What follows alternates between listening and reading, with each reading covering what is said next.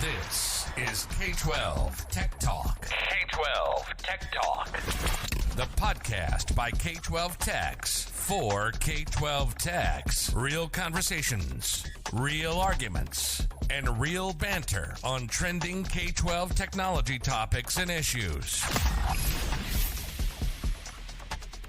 Live from the somethingcool.com studios, this is the K-12 Tech Talk podcast. My name is Josh. This is episode 146. Well, we're not live. You guys all know that. This is all recorded. But with me tonight is Mark. Hello. And we do have an absentee report tonight.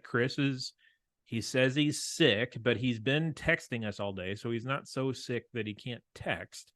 And someone told me they saw him out running a 5K. So I don't know. We don't really know where Chris is or why he can't be on, but he's being lame and not joining us tonight.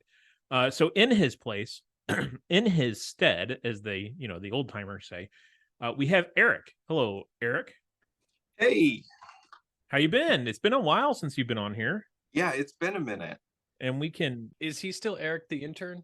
Are we still calling him the intern? I think he's Eric the unemployed. Got it. I'll take it. Chris still calls him the intern. Yeah. Nice. But yeah, we can catch up. We'll catch up with you here in a few minutes. But we've already talked about somethingcool.com, Jeremy and his folks over there. Let's quickly mention Fortinet. And Eric, you can help me talk about Fortinet here, because now that you're not associated with your former school, I actually had this conversation with someone yesterday and several people today about going full stack Fortinet, switching, firewall, core to edge.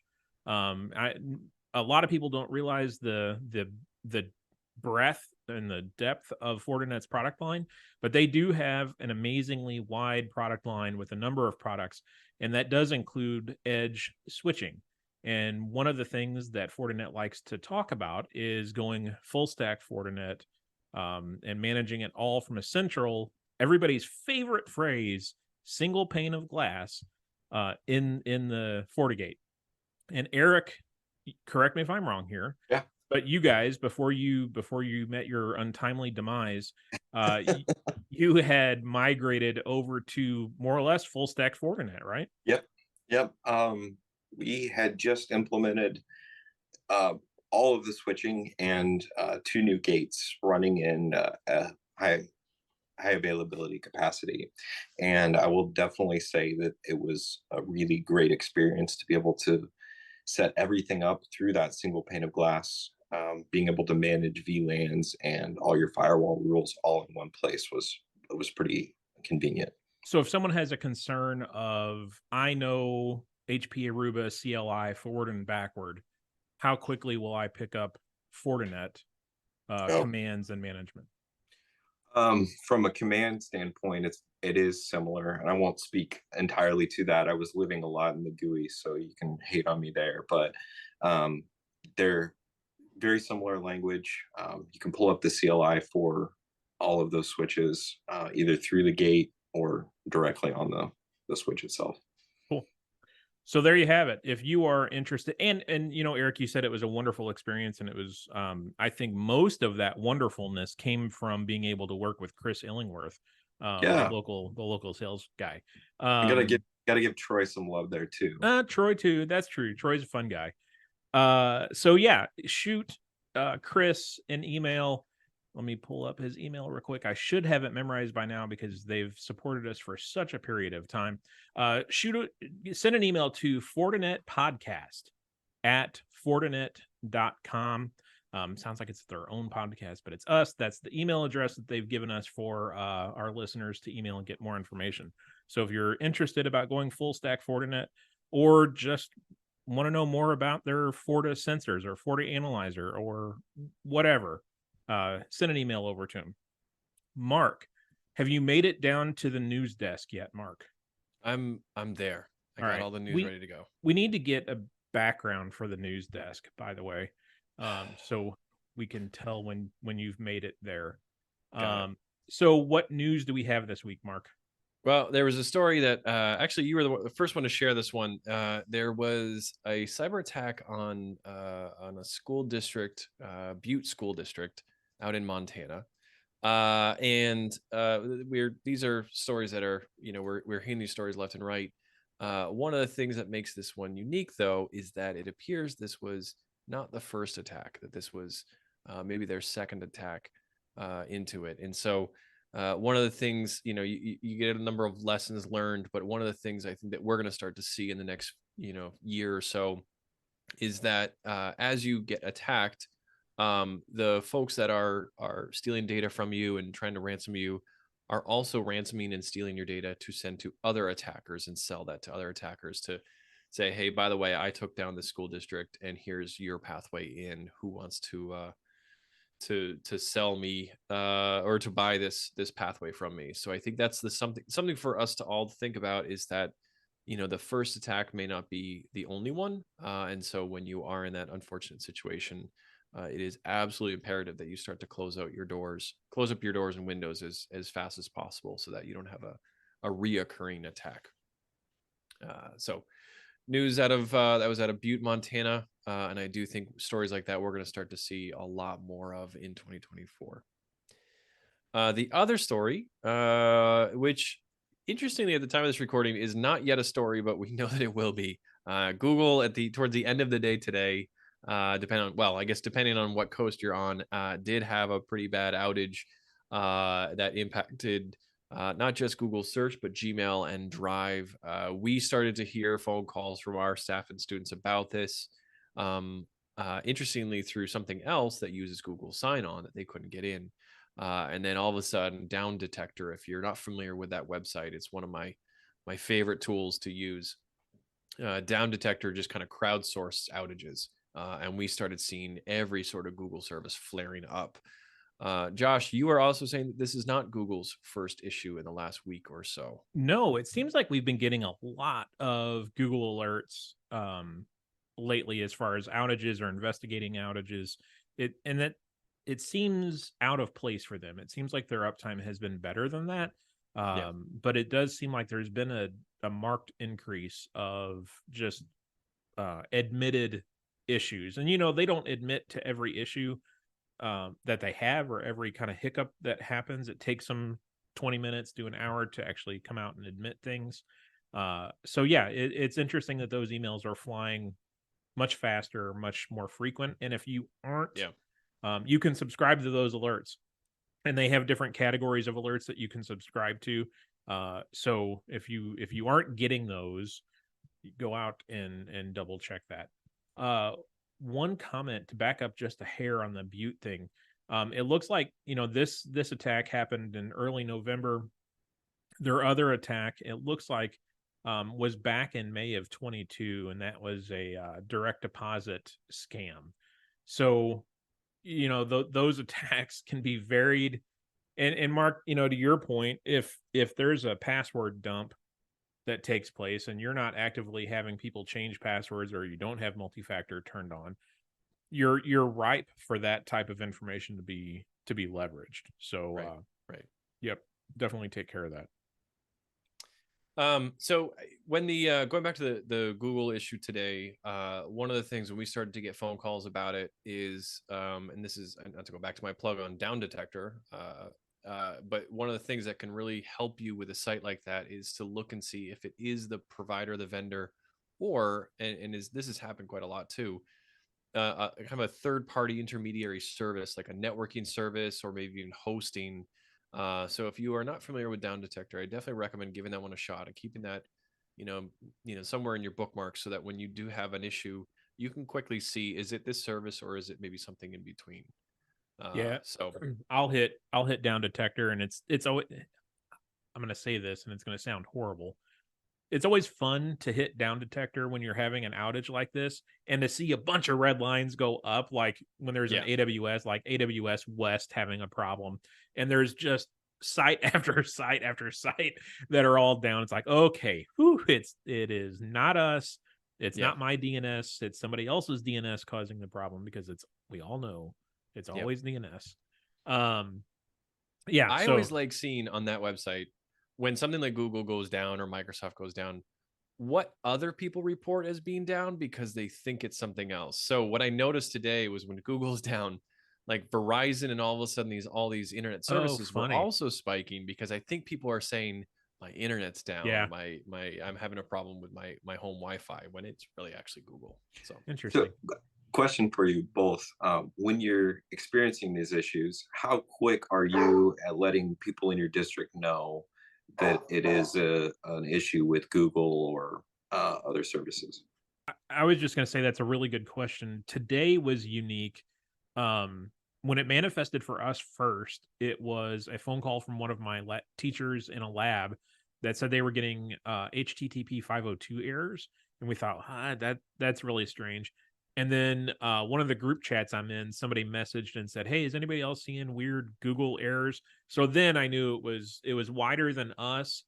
Someone else was seeing it. I went ahead and sent out a message. So we're talking within 5 to 7 minutes of the first report to us, I sent out that message. Now, sometimes if I don't have a corroborating story from outside my district, I'll pump the brakes a little bit to see if I'm having a problem before I send that problem out or that email out. Mark?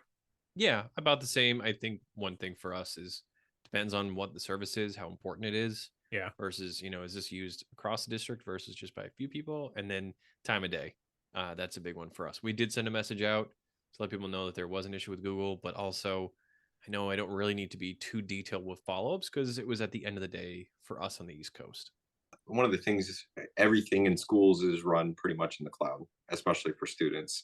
And so whenever any of those services that you're dependent on goes down, it immediately looks bad on your department because everybody starts saying, "Oh, sure, the internet's down, right?"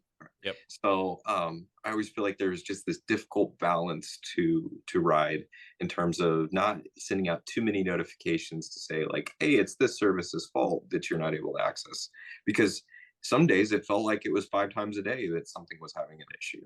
Yeah. And like those alerts from Google, I won't send all of those out to staff. I'll really only alert our staff if I know we're having a problem or we're experiencing that same problem. Because like you said, Eric, too many emails and then people don't read your emails. They don't read them anyway.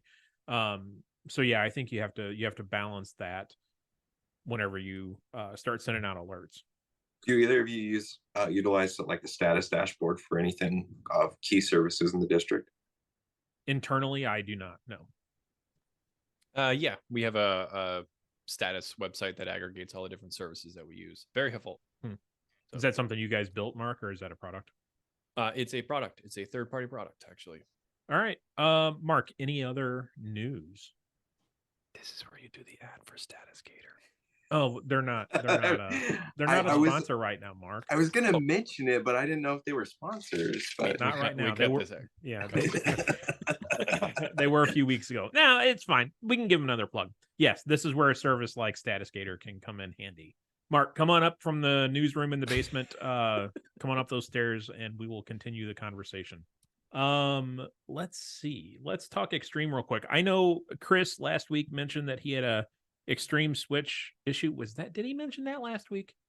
All of our texting and conversations blur together to me. But Chris had a Extreme switch failure, and he was replacing it. I think it was like next business day or 2 days later. He was replacing that switch.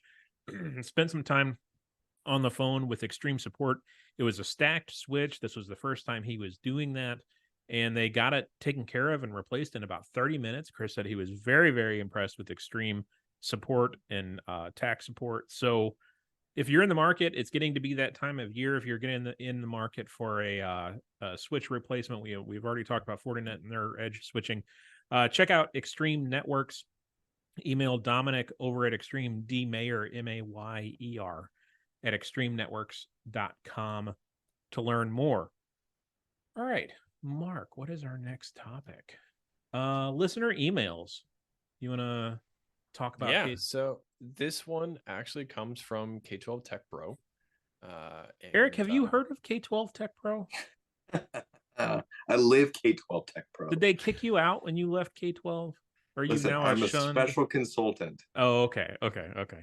So part of the tagline with K-12 Tech Pro is that it's a private conversation. So we are going to censor a portion of this one to protect both the person who posted it as well as some of their comments in it. However, it's a very fascinating conversation. The question reads, I recently received a question from my director of ed services regarding FERPA, and I was wondering if anyone had some insight on this. A week or so ago, one of my staff was asked to never include a student's name in an email as it can violate FERPA.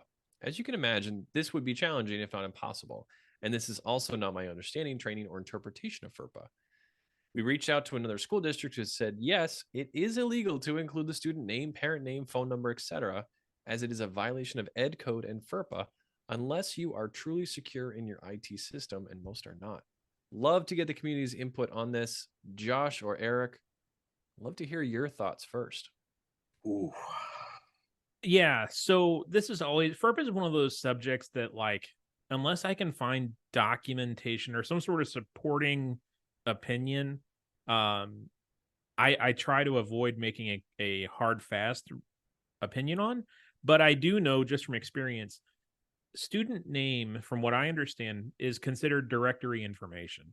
And if you have a consent in your, if you collect a consent from parents, we do it during online registration. This is the same kind of thing that covers you from or with publishing a picture in the paper. Well, paper's kind of 1970s, but Facebook, social media. If your district Facebook page is posting pictures of students or naming students, star student of the month, whatever, that directory information acceptance covers that. So that's my understanding of it. Mark or Eric, what's your opinion? Well, one, I think there was a kind of an important piece of that about having a secure email. What was the quote there, Mark? Secure email. It was something about sending out an email with student names. Yeah, this person was saying it's illegal to include a student's name. Unless the district's, was it saying there was an unless? And if the district network was secure or the system was secure. Okay. Yeah. So I'm kind of curious as to what they mean about that, for one. But I'm with Josh there. The student name is directory information as defined by FERPA. And then there were also opt-outs for considering information directory information. Now, when you start getting into other things like student ID and more identifying information, that's where it gets dangerous. The thing that I was kind of bringing up about that secure network is I brought this up in a conversation on K-12 Tech Pro is how long do your emails in your district with personally identifiable information exist out there on your email server unencrypted? And when I say not unencrypted, but readable by anybody who wants to read it. Like, does information disappear after a certain amount of time, require a lock, get rescinded, require a code for resend? So that's been like kind of my reflection over the last couple months is how can schools be doing that a little better when there's sensitive information in emails? How long does it exist out there? But I'm in agreement with Josh there. Well, the answer to that question is no, it is not illegal to include a student's name or other PII in an email, mainly because FERPA does not cover that stuff. FERPA does not say what is allowed or was not allowed in terms of email or electronic systems. Keep in mind, FERPA was written in the 70s. It was not designed to govern where your data can and cannot be stored. Its intent is to determine who can access a student's record and ensure that a family and a student has access to their record. So, taking that into consideration, if you are including a student's name in an email, first off, that's totally allowable, as long as the person that email is going to is allowed to see that record that you've made or you're sending. The other piece, though, and this is a little bit more practical, if you are including a student's name in an email, depending on what the content of that email is, it could be construed as a student's record, and so then you've got to be careful with that email may suddenly have been it may now be a part of the student's record, and that student has a right to see, to under certain circumstances, see their record. And so then it comes down to what are your district's practices and policies around access to student records and retention, as you mentioned, Eric. So no, it is not illegal to include a student's name, but once you do include a student's name in an email, or you're including PII, that email could be put under a different policy, local policy, or could be construed as part of the student's record. So you still have to be careful. Yeah, and Eric, your discussion about archiving and really not archiving, but auto deleting messages or auto destroying messages, man, that is a sticky situation. Yeah. To even to bring that conversation up in a room with other employees, because you have very staunch, I'd never delete anything, which I'm in that boat, to I want a clean inbox and I want no mail. Yeah, that is a conversation that there will be hands thrown over. So, and I brought that up because there are systems out there that whenever they recognize that there's PII as defined by what you say it is, even if it had a tagline to say student ID or student name, that the system's automatically going to set that file to be removed from inboxes and have to be requested again later, so that it can't just live out there. And then there, for example, like if you had an email that was set to that limitation for a week or 2 weeks or whatever, it would require some sort of two-factor authentication to recover it. And just in that instance, that if that inbox ever got in the hands of the wrong person, that PII is automatically gone. So like there's a lot less liability there, and schools aren't really doing that. And I think that's an area that schools could improve upon. But the whole idea that another piece of this that I think happens a lot in schools is teachers will send an all building email about a student.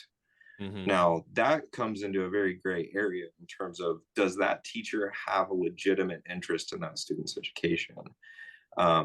And some schools say, yeah, we're all involved in educating these students. So is that in the gray area there, or would that hold up in court?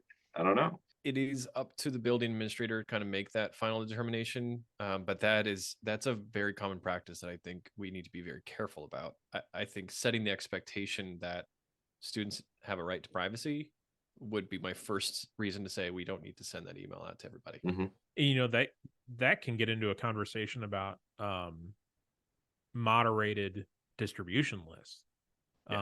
You know, does your school have a building wide distribution list that just anybody can, you know, any member can send to it and it's immediately sent, or does it require moderation from a building administrator? And that administrator has to think, like in your case there, Mark, does the entire building need to see this about student XYZ?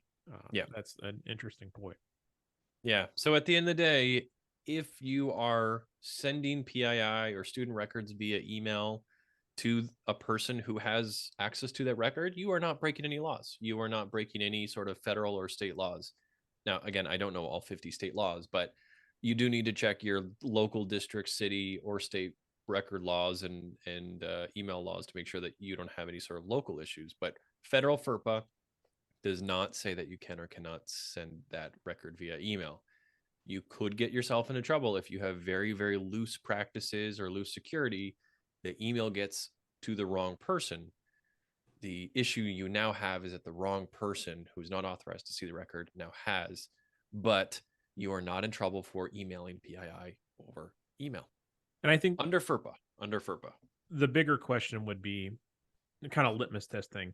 Is your district posting pictures or posts with student names in them as well? To me, that's worse than sending an email, because email is kind of directed to a person or a group. So yeah, think about that a little bit. And while we're on the topic, K-12 Tech Pro, there's a couple other interesting posts out there this recently. They have a new member from Turkey. It's I think the first person from Turkey that's joined. Jason made a post about some awesome CISA resources. So if you're not on K-12 Tech Pro, Eric's dog is not there, but there are professionals from across the country, across the world out there sharing resources, information, current trends they're seeing, current attack vectors they're seeing. So go join. Don't be afraid to hit that sponsored membership if you can't afford it or can't pay it. Yeah, go check that out. Also, we mentioned this last episode. Secure Ed conference is coming up next month in January. We do have a discount code that we'll put in the show notes, show description. So if you're wanting, it's a virtual conference, 2 days, all about school tech. So and we will be leading a session. So if you want to see us lead a session or check out the other sessions, look in the show notes for the discount code. Real quick, I'm going to talk about NTP. NTP, if you are a SentinelOne customer and you're up for renewal, or you are evaluating next gen AV, you need to give David an email and see what he can do for you, because chances are he can probably save you money or come in cheaper and offer you a SOC managed service. Email DWREN, DWREN at ntp-inc.com. Mark, our main topic for the week. What do we got? It's a tough one. I know. And you text this afternoon, and I'm like, oh man, Mark, I don't know if we want to get into this. Censorship, right, is our main topic for tonight. And this is an issue that's being discussed quite regularly right now due to current world events. It's also an issue that's been talked about over the last few years due to parent involvement and different parent groups that have really pushed the topic of censorship.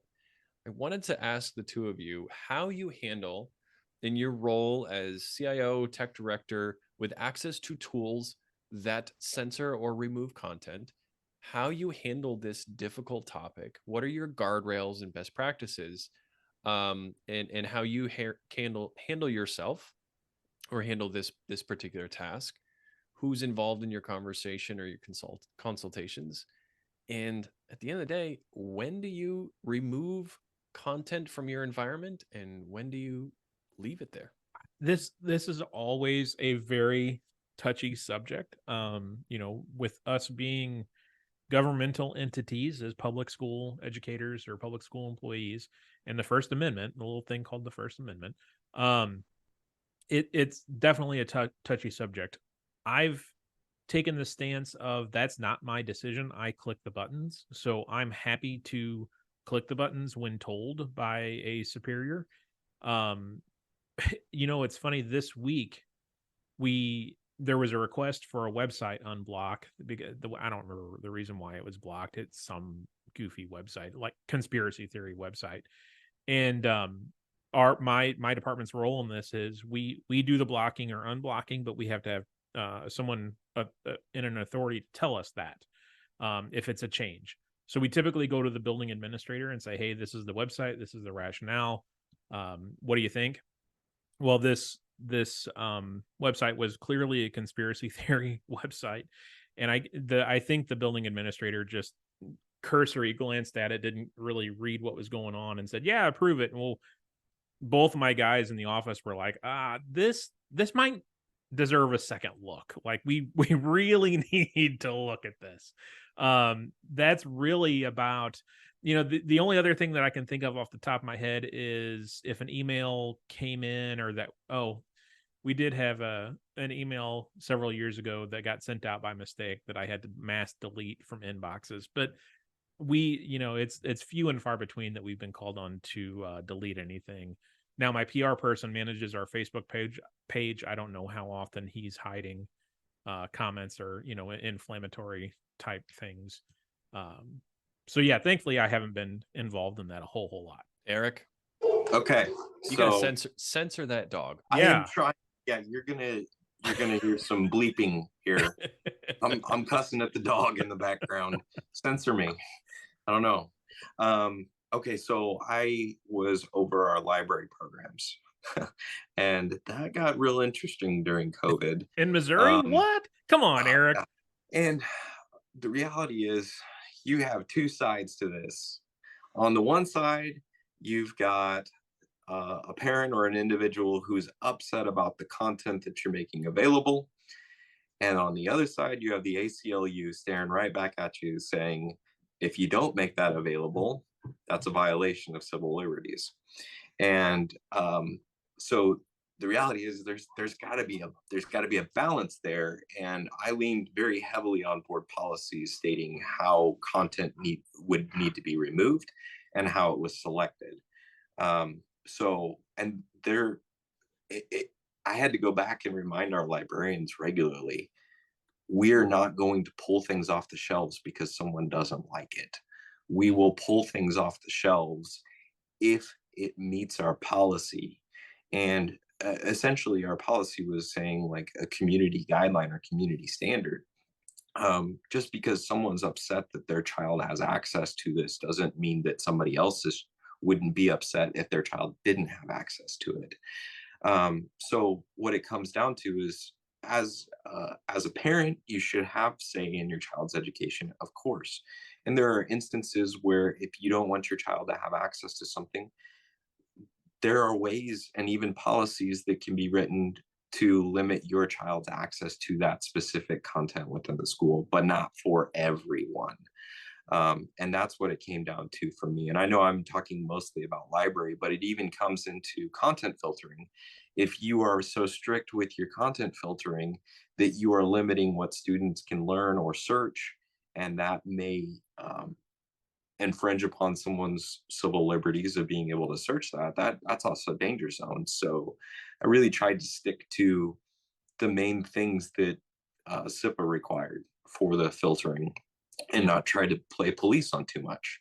So yeah, libraries are a very, very hot topic, to say the least, this time of year. All times of the year, actually. I have so many jokes, but I'm refraining. I know. We are censoring ourselves right now. We are, and Chris isn't even here. We could take this in so many directions right now. No.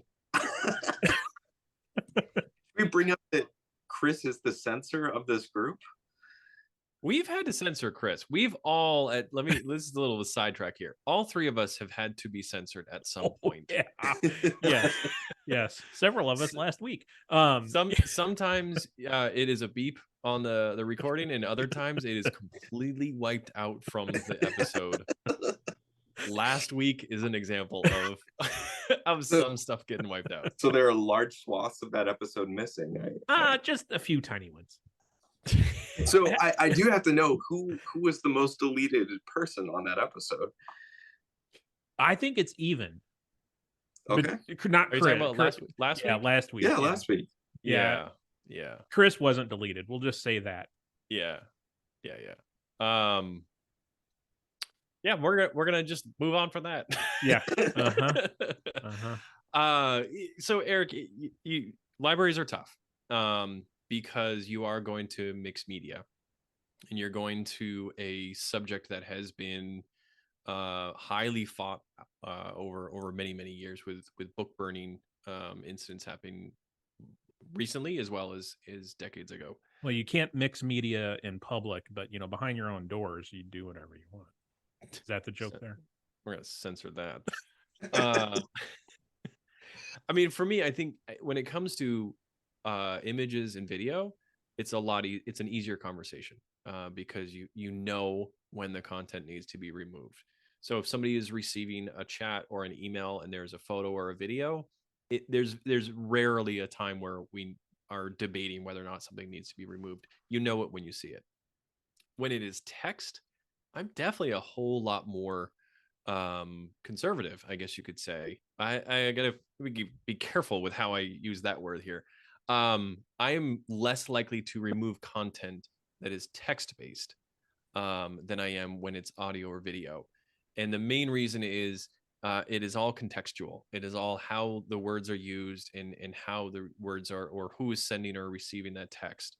And it comes back down to libraries and books and censorship there. I will say, for me, the line that I cross or I don't cross is any sort of text in an email, chat, or otherwise that is inducing or threatening violence.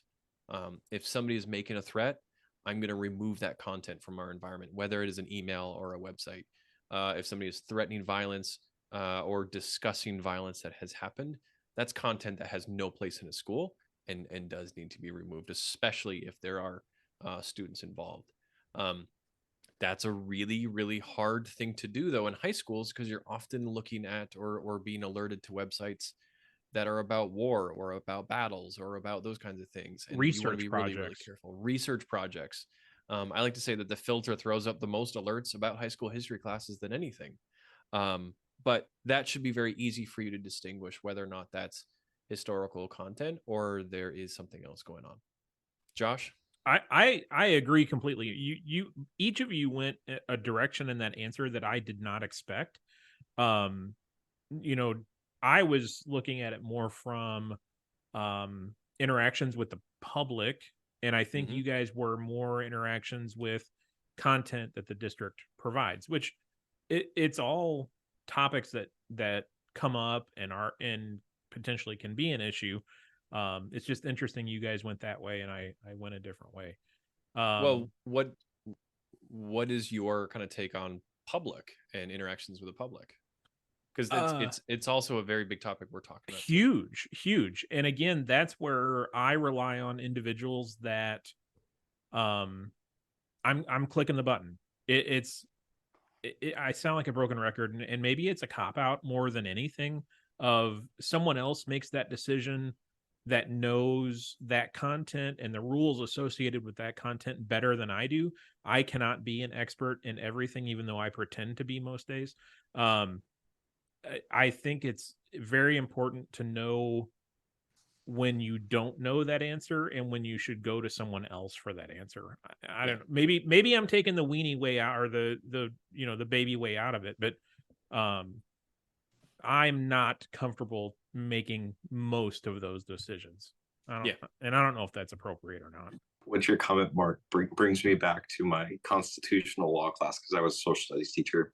And I think it was in the 60s, Justice Potter Stewart, and I don't know the Supreme Court case it applied to, but it was about pornography and obscenity. And he said, I know it when I see it. And that's what I feel like really this whole conversation boils down to is like, I don't know how to explain it, but I know it when I see it. Well, and let's take this just group of friends that we are here. You know, the three of us, you add in Chris, the four of us, I'm willing to bet that each of us have a different threshold of obscenity and pornography. I can be willing to bet that someone in the group has a much more conservative and much more lax view potentially than what I would have. So that's where you get into trouble. You know, who's making that decision? It's interesting too. I almost consider myself on the social media scale of censorship. There's Twitter at the extreme of like you can see or look at anything you want on Twitter. Instagram is a little bit more filtered, but still not appropriate for kids. And then like TikTok, it's for the most part, TikTok is relatively moderated or safe. And I'm definitely more in terms of how I deal with things at work on the TikTok side of things. But there are definitely those who feel that, hey, our kids should be exposed to more than what you might see on TikTok, and they're more on the Instagram, Twitter side of things. So here's perfect example. Mark, your ranking was Twitter, anything you want. Instagram is next, a little bit more restrictive, and TikTok is very restrictive, right? Yes. See, I see more Instagram and TikTok being similar because you can't see any private body parts on any of those products, but some of the videos can be rather suggestive. We'll just say that on both of those products. So I see them as both being very. If you want to find a lewd video on Instagram, you can find it, and I think if you want to find a lewd video on TikTok, you can find it. Is it? But even in their guidelines, and this goes kind of to the whole conversation about censorship, and I think that Supreme Court justice that I was referencing there, the case, if I remember correctly, had to do with whether something was art or pornography. And that's even like that's such a difficult area to define. And I think even these social media platforms are like, well, that's art. Yeah. I do remember. This is actually kind of funny, talking to a content filtering company when they were talking about how they defined nudity, and it was in the algorithm was hot dog or not. And we're gonna censor that out. No, that if Chris was here, we'd have to censor that. We're leaving that. Chris's name's not on this episode. All right. Well, the issue too that is also in the news is around the conflict, the Israel-Palestine conflict, and that is it's definitely an issue that I think many school districts, K to 12, but more importantly, right now, at least this week, higher ed is wrestling with. Yeah. And when does something move from free speech into censorship? We are not lawyers, and we are probably not in the same state as you. So obviously, you need to understand what your state's rules and laws are. You need to understand what your district's policies are. More importantly, you need to know who you're going to ask when you have a question. And getting a second opinion, as Josh mentioned, I think is the best thing you can take away from this conversation. Tread lightly and carefully would be my recommendation. Real quick, let's talk about Vizor. They released a huge update, massive update, the biggest update ever. People love it. Everybody loves it. They've said it's the best update ever. They have over 60 new features to help schools manage Chromebooks. People have come to me. They said it's the best update. Highlights include automating Chromebook power washing, new auto assign algorithm based on the Chromebook recent logons, which is super cool. New rules engine, which permits tons of Chromebook management automations like OU assignments and stuff like that. K-12 Tech Talk listeners can get a 20% off coupon code if you go to vizor.cloud /K12 Tech Talk. That's VIZOR.cloud /K12 Tech Talk. Go check them out if you're in the market for some Chromebook management stuff. Mark, anything else? I got nothing. Got nothing. Eric, you have any closing thoughts? How's life been now that you're not in K-12 anymore? Oh, man, it's less stressful. And that's funny because when I came to K-12, I said the same thing. This is so much less stressful than the business world, the real world. Really? Oh, yeah. Yeah. How do you feel now? I still would take this over a 24/7 environment in healthcare every day of the week. Yeah. No, I'm not in healthcare. I'm not in a situation where people's lives depend on my decisions. But your printer printing. Yeah, I will definitely say that I have there's a whole appreciation for what K-12 techs do. You are working on shoestring budgets with staff that are far too small, and you are doing great things for kids. And you know what? I think one of the statements that was made to me, if not you, then who, working in a school. And I think that's oftentimes what you all get is, if I don't do it, then who's going to do it? And there's just an ever growing dependency on technology that's quadrupled, or I don't even know the exponential increase over the last 10 years, but you have a huge responsibility, and I have utmost appreciation. Says the guy that just quit his job in K-12 technology. Was lured away. Yeah. Yeah. Well, it's interesting. Yeah. You're doing a little bit of everything, every role, and it's just wild. All right. Well, that was episode 146. Shoot us an email, k12techtalk@gmail.com. We do have a YouTube channel now that I think we've uploaded the last 3, 4, 5 episodes on, so you can see our beautiful faces and our lovely backgrounds. We also have an OnlyFans channel that you can see all of the uncensored versions of these podcasts. That's what we should do. We should upload the uncensored episodes to OnlyFans. That would work. Is that kind of content even allowed on there? We will make content that is allowed on there. It'll work. Hey, so I do have to say, I listened, was it last week's episode, Notes to My Younger Self? Yeah. Yep. If I had to just had that episode, a little sooner, I may not have left K-12. Oh, that's a lot. I'm just kidding. Eric, what is on your in closing? What is on your Spotify Wrapped Up playlist? Oh, there's honestly right now what was on that Wrapped Up playlist was This Is Halloween from Nightmare Before Christmas, because my children absolutely love Nightmare Before Christmas. A lot of kids music, a lot of Coco Melon, and a lot of Bruce Springsteen too. Don't blame your kids for Coco Melon. No, I'm blaming them for Bruce Springsteen. Mm. They're well-rounded 2 and 5-year-old. A little Joni Mitchell, Mark, do we have a ticket update on your fish tickets? No, it turns out it's a lottery, so I'll be finding out. By the next episode, I should find out if I'm going. I might have a lot of extra tickets. Let's just say we put a lot of what do you call it? Sticks in the fire? Yeah. Yeah. No, irons in the fire. Irons in the fire. Eggs in the basket. Fish in the net. Yeah. Cigarettes in the pack. I don't know. All right. So go like our YouTube channel, K12. Go search for K12 Tech Talk. Smash that subscribe button, as all the kids say. We need more subscribers to do some things like live, maybe. So go check us out over on YouTube, and that's mainly because Google's getting rid of their podcast service, and they're pushing everybody through YouTube now. Thanks for listening. Send us an email. We love listener feedback or listener questions. We will say your name or we won't say your name. You let us know. Thanks for listening. See you next week. The views and opinions expressed on the K12 Tech Talk podcast are the personal opinions of Josh, Chris, and Mark, and do not represent the views or opinions of our sponsors or other organizations that we're affiliated with. The material information presented here is for general information and entertainment purposes only.